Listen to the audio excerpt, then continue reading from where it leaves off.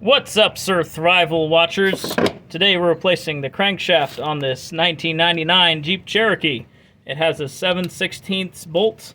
Get yourself lots of ratchets and extensions, and take out your transfer case and your crossmember, and it will be a piece of cake. This thing will keep your car from starting, so it's a good idea to replace it while you can.